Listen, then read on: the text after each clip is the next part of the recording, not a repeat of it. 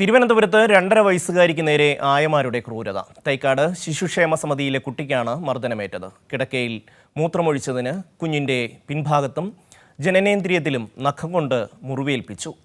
ശിശുക്ഷേമ സമിതി ജനറൽ സെക്രട്ടറിയുടെ പരാതിയിൽ 3 പേരെയും മ്യൂസിയം പോലീസ് അറസ്റ്റ് ചെയ്തു. കിടക്കയിൽ മൂത്രമൊഴിച്ചതിനാണ് 2.5 വയസ്സുള്ള കുട്ടിയെ മർദ്ദിച്ചത്. കെയർടേക്കർ കുഞ്ഞിനെ കുളിപ്പിച്ചപ്പോൾ സ്വകാര്യ ഭാഗങ്ങളിൽ മുറിവ് കണ്ടു. തുടർന്ന് ശിശുക്ഷേമ സമിതി നടത്തിയ പരിശോധനയിലാണ് വിവരം പുറത്തായത്. താൽക്കാലിക ജീവനക്കാരി അജിതയാണ് കുഞ്ഞിനെ ഉപദ്രവിച്ചത്. സിന്ധു മഹേശ്വരിയും ഇത് മറച്ചുവെക്കുകയായിരുന്നു. സംഭവത്തിൽ ഒരാഴ്ചക്കിടെ ഡ്യൂട്ടിയിലുണ്ടായിരുന്ന 7 പേരെയും സമിതി പിരിച്ചുവിട്ടു. വളരെ കർക്കശമായ നടപടി. അക്കാര്യത്തിൽ ഒരു സംശയവും വേണ്ട.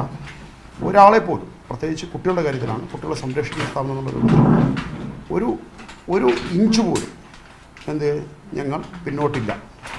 കർക്കശമായ നടപടിയിലേക്ക് തന്നെ ഞങ്ങൾ പോകും. ചെറിയ വീഴ്ചകൾ പോലും ഉണ്ടാവാൻ പാടില്ല എന്നുള്ളത് കൊണ്ടാണ് ആ വീഴ്ചകൾ കണ്ടുടൻ തന്നെ ഇത് വീഴ്ചയാണ് എന്ന് മനസ്സിലാക്കിക്കൊണ്ട് നിയമപരമായ നടപടിയിലേക്ക് പോയത്.